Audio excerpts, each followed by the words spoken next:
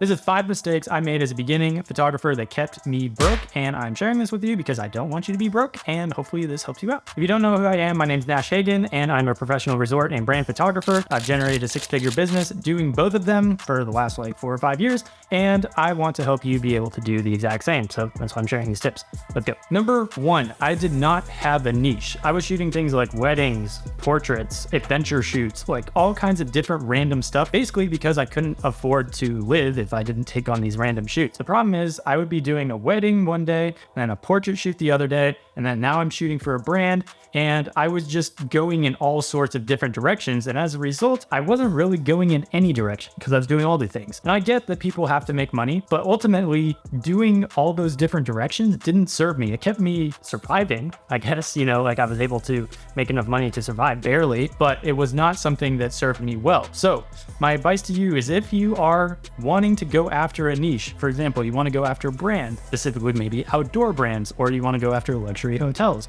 or you want to go after portraits or whatever it might be, go after that and seek only that. When you're posting on your Instagram, only post that kind of stuff. Don't be posting everything else. Just post the one kind of thing that you actually want to go after. And then the next question is like, okay, well, that puts me in a box. Like I'm in a box and I just have to do that forever. No, you don't. You're just attracting a certain type of client at the moment, which is who you actually want to attract in the first place. And then if you want to change later on, you can definitely change, but at least you're building a portfolio in that direction. And if you don't have a portfolio, it's very difficult to get work, which is a whole nother topic in general, but worth talking about. Number 2, this is a huge one. I thought I needed the best gear. And the reason why is probably honestly because I'm watching people on YouTube that have the best gear or gear reviews, or people on Instagram or like, fancy desk setups like what's behind me here. And I was like, well, if I have that camera or if I have that lens, like my work's going to be so much better and people are going to want to hire me. Guess what? Brands do not care about the gear that you use. They care about the result that your gear is delivering for them. Ultimately, what your content is creating for them. Most brands, they don't need a 6K video. They don't care about that. Maybe they need a 4K video,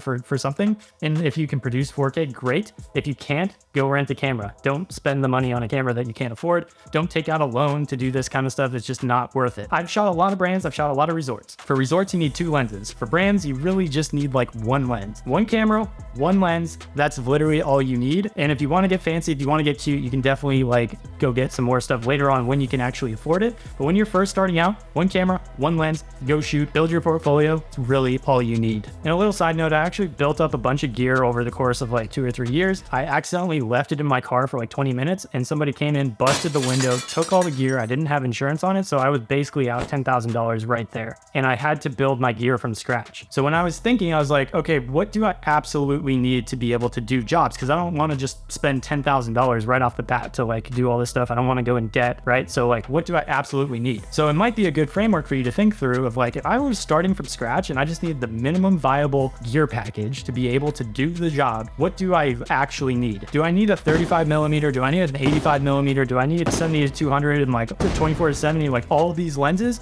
Or can I get it done at maybe like a little bit less quality, but ultimately good enough with like a 24 to 70? Is that possible? The answer is probably yes. So do that. Number 3, I was under the impression that my skills would attract clients. If you don't know who I am, I've built up an Instagram following over the past like 5 years or whatever. And as of now, my posts and stuff do attract clients, do attract inbound sales and whatnot, which is great. Okay. But that was built over 5 years. When I first started, I thought that posting my stuff on Instagram, somebody would just magically find it and be like, oh, this guy's great. Let me go hire him. Newsflash, that's not really how this works. So when you're in the beginning, yeah, you might be super skilled. You actually might be more skilled than me, even right now, which is great. But if you're not going out and getting your own jobs, doing your own networking, doing your own outbound reach outs, all that kind of stuff, chances of you getting work, and consistent work especially, is very slim. When you're in the beginning, your skills are not the thing that is going to sell. You're not getting many inbound leads. You're actually going to have to go out and prove why your skills are going to solve a specific problem for a specific brand or a specific person, whatever it might be. So really, while you are developing your photography skills, you should just as much be developing your sales skills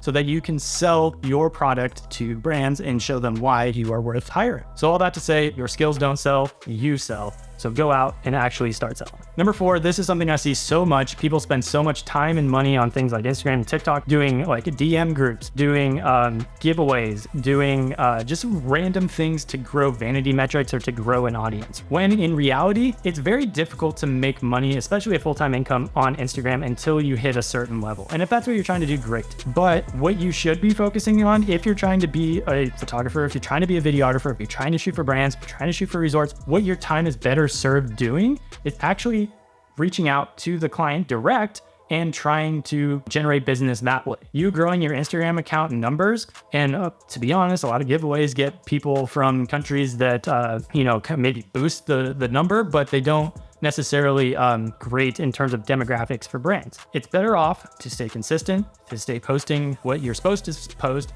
but don't spend a ton of time on that. Spend the time generating the sales, going out, doing the dirty work of like outreach, of getting rejected, of refining your pitch, of refining your offer and all that kind of stuff. And ultimately, once you do that enough, once you get rejected enough, once you hear enough feedback, you'll kind of refine a process that actually works for you. And you'll be able to reach out and get a lot more yeses for your work. Even if your work is the exact same as it was before, just the way you position it makes a big difference. So don't spend too much time and money on stupid things like Instagram followers, because it really is not going to move the needle for you, especially in the beginning.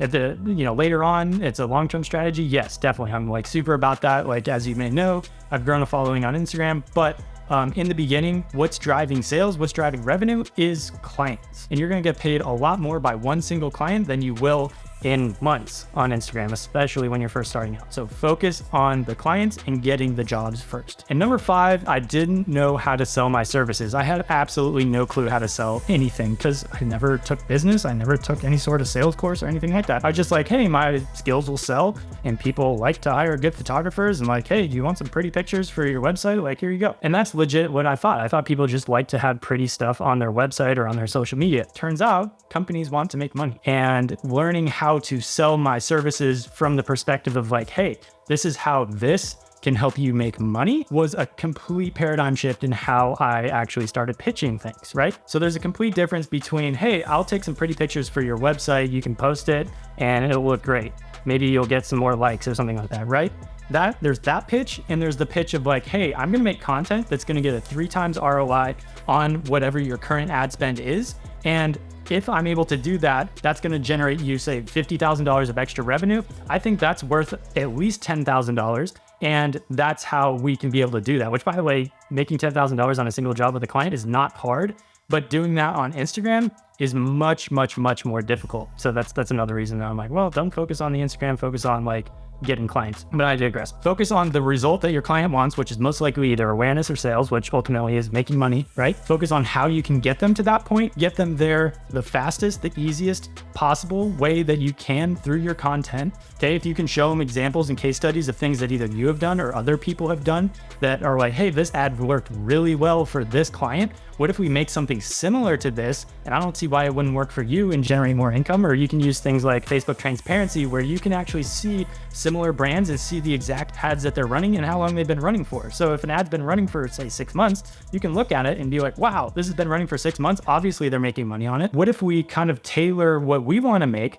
something similar to this, maybe like our own twist, but something similar to this, and it'll probably do pretty well for you. Or pitching packages where you're actually split testing different video creatives. So instead of making whatever you want to make, because you're like, I'm a creative and I want to make whatever I want to make, that's not how you make money. The way you make money with brand shoots is you create what the brand wants you to create. You know, obviously you can put a creative spin on it if they allow it, but you create what the brand wants you to create, and that's ultimately how you make money. So that's the 5 things that I wish I knew as a starting brand photographer that really would have moved the needle for me and kept me not broke.